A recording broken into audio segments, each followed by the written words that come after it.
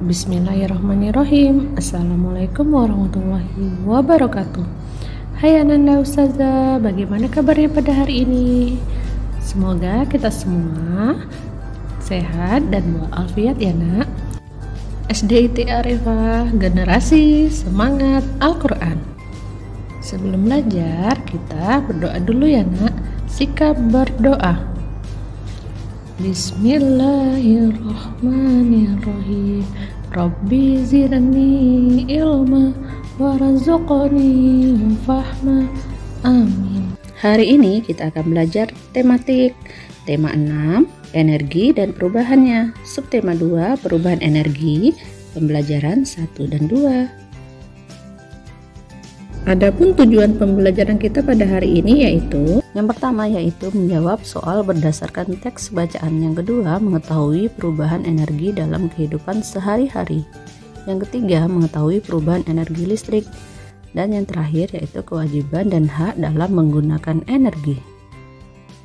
Pembelajaran 1.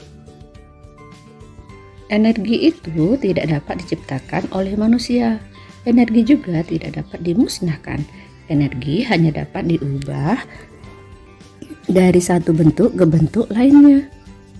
Nah, bagaimana perubahan energi terjadi? Nah, bagaimana manusia memanfaatkan perubahan energi tersebut?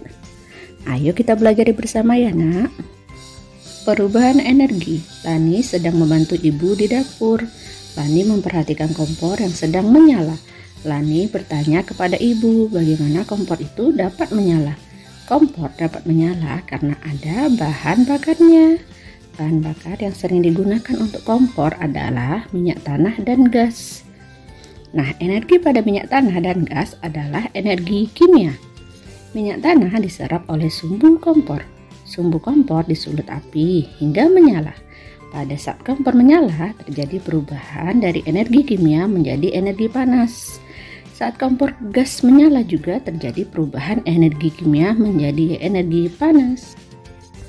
Diketahui juga perubahan energi juga terjadi di dalam tubuh kita. Makanan merupakan sumber energi kimia di dalam tubuh kita. Makanan tersebut diolah menjadi sari-sari makanan. Sari-sari makanan diubah menjadi energi.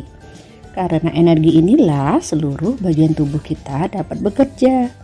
Mata, mulut, tangan, dan kaki dapat bekerja karena adanya energi. Begitu pula bagian-bagian tubuh lainnya. Contohnya, Beni makan memperoleh energi. Makanan diolah menjadi energi. Dan energi untuk bergerak. Jawablah pertanyaan berikut. Yang pertama, mengapa kompor ibu dapat menyala? Nah, iya benar, jawabannya adalah karena adanya bahan bakar yaitu minyak tanah atau gas. Yang kedua, tuliskan perubahan energi apa yang terjadi saat kompor menyala. Ya benar, pada saat kompor menyala terjadi perubahan dan energi kimia menjadi energi panas. Nah, soal yang ketiga, tuliskan perubahan energi apa yang terjadi di dalam tubuh kita. Ya benar, yang terjadi yaitu makanan diolah menjadi sari-sari makanan, yang kemudian diolah menjadi sumber energi.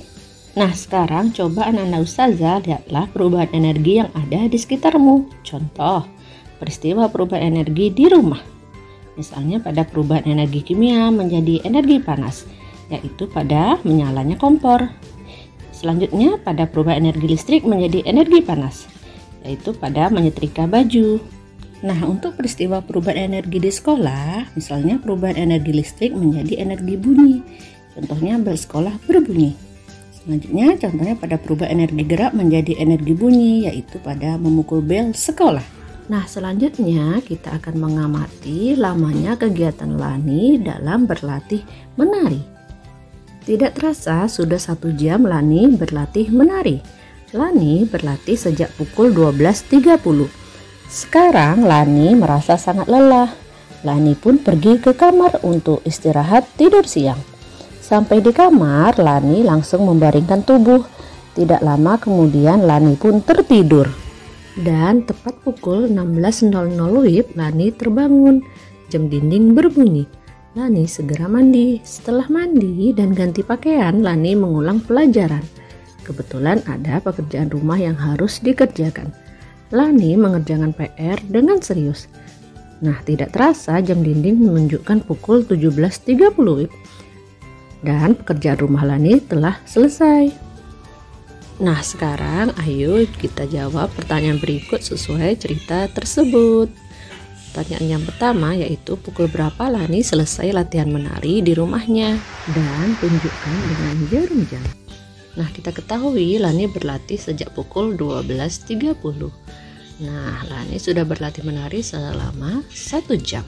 Jadi Lani selesai latihan menari di rumahnya yaitu pukul 1.30. Jarum jam yang pendek ditunjukkan atau diletakkan di antara angka 1 dan 2. Sedangkan jarum panjangnya diletakkan di angka 6. Nah, pertanyaan selanjutnya yaitu berapa lama Lani tidur siang? Diketahui Lani mulai tidur pukul 13.30 dan Lani bangun pukul 16.00. Untuk mengetahui lama Lani tidur siang, kita kurangkan 16.00 dikurang 13.30. Pada pengurangan ini kita gunakan sistem peminjaman. Jadi 60 dikurang 30 sama dengan 30. Selanjutnya 5 dikurang 3 sama dengan 2. 1 kurang 1 0. Nah, jadi lama Lani tidur siang yaitu 2 jam 30 menit. Pertanyaan yang ketiga yaitu berapa lama Lani mengerjakan pekerjaan rumah? Lani selesai mengerjakan pekerjaan rumah yaitu pukul 17.30 dan Lani memulai untuk mengerjakan pekerjaan rumahnya yaitu pukul 16.00. Jadi 17.30 dikurang 16.00 dan hasilnya yaitu 1.30. Jadi lama Lani mengerjakan pekerjaan rumah yaitu 1 jam 30 menit. Pembelajaran 2. Pada pembelajaran 2, ayo mengamati. Setelah melakukan kegiatan jasmani, badan kita akan terasa lelah. Energi perlu dikembalikan lagi. Istirahat sejenak dan minum air putih dapat menyegarkan kembali tubuh kita. Nah, perubahan energi bukan hanya terjadi di dalam tubuh manusia. Perubahan energi dapat dilihat pada peralatan yang kita gunakan sehari-hari. Ayo pelajarilah lebih lanjut contoh perubahan energi berikut. Contoh yang pertama, perubahan energi listrik menjadi energi panas. Nah, peristiwa perubahan energi ini dapat terjadi pada setrika listrik. Saat kabel setrika diberi aliran listrik, seketika itu energi listrik berubah menjadi energi panas.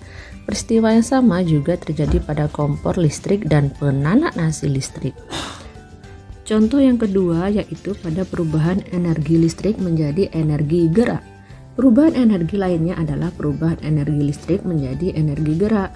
Lihatlah alat-alat berikut. Saat menggunakan peralatan tersebut, terjadi perubahan energi listrik menjadi energi gerak seperti kipas angin dan blender. Contoh selanjutnya yaitu perubahan energi kimia menjadi energi panas. Contoh perubahan energi kimia menjadi energi panas dapat dilihat pada kompor minyak tanah. Sebelum digunakan, kompor diisi dengan minyak tanah terlebih dahulu. Kompor dinyalakan dengan api. Timbullah panas. Dengan energi panas itu kita dapat memasak nasi, memasak air, menggoreng ikan, dan lain-lain. Energi kimia lainnya adalah gas. Gas dapat digunakan untuk menyalakan kompor. Saat kompor gas menyala, terjadi perubahan energi kimia menjadi energi panas. Dan contoh yang terakhir yaitu perubahan energi gerak menjadi energi bunyi. Contoh perubahan energi gerak menjadi energi bunyi dapat kita lihat saat seorang pemain drum memainkan alat musik drumnya. Ia menggunakan energi geraknya untuk membunyikan drum. Contoh lainnya yaitu saat kentongan dipukul. Energi gerak pemukul kentongan berubah menjadi energi bunyi. Nah, masih banyak contoh perubahan energi lainnya ya nak. Kamu dapat mempelajarinya dengan membaca buku lainnya. Nah, selanjutnya coba jawablah pertanyaan berikut. Yang pertama, perubahan energi apakah yang terjadi pada tubuh kita? Jelaskan. Iya, benar sekali. Perubahan energi kimia menjadi energi gerak. Makanan diubah menjadi sari-sari makanan, kemudian diubah tubuh menjadi gerak. Pertanyaan yang kedua yaitu jelaskan contoh perubahan energi listrik menjadi energi panas. Ya benar, yaitu pada setrika listrik, penanak nasi listrik, dan kompor listrik. Terjadi perubahan energi listrik menjadi energi panas. Selanjutnya, ayo kita mengamati teks berikut.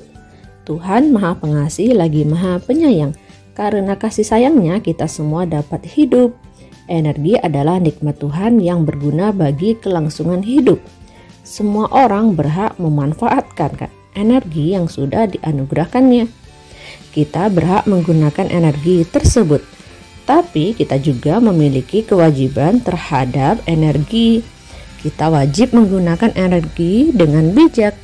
Energi di dalam tubuh harus digunakan untuk sesuatu yang baik dan bermanfaat. Berikut ini adalah contoh seseorang yang memanfaatkan energi untuk hal yang bermanfaat. Contohnya seorang guru. Ia mengeluarkan energinya untuk mengajar. Ia curahkan tenaga agar murid-muridnya menjadi cerdas dan terampil. Guru berharap kelak murid-muridnya menjadi orang yang berguna. Nah, demikian juga seorang petani. Ia menggarap sawahnya dengan sekuat tenaga. Energinya digunakan untuk mencangkul dan menanam padi di sawah. Di bawah terik matahari yang menyengat, dia tetap bekerja. Petani berharap sawah yang digarapnya akan menghasilkan padi yang bagus. Banyak orang membutuhkan padi untuk kebutuhan hidup. Padi digiling menjadi beras, dan beras dimasak lalu dimakan. Nah, menggunakan energi untuk hal yang berguna merupakan suatu kewajiban. Jangan menggunakan energi untuk hal yang tidak berguna ya nak. Misalnya tenaga seseorang yang kuat digunakan untuk berkelahi. Energi bunyi dari radio digunakan untuk mengganggu orang lain. Atau misalkan energi panas api digunakan untuk main petasan. Nah, itulah contoh dari energi yang digunakan untuk hal yang tidak berguna. Dan jangan dilakukan ya nak, karena sangat berbahaya dan dapat mengganggu orang lain. Nah, demikianlah pembelajaran tematik kita pada hari ini. Semoga bermanfaat. Tetap semangat, rajin belajar, dan tetap jaga kesehatan selalu ya nak. Dan kita akhiri dulu pembelajaran kita pada hari ini, dan sampai jumpa pada video selanjutnya. Wassalamualaikum warahmatullahi wabarakatuh. Thank you.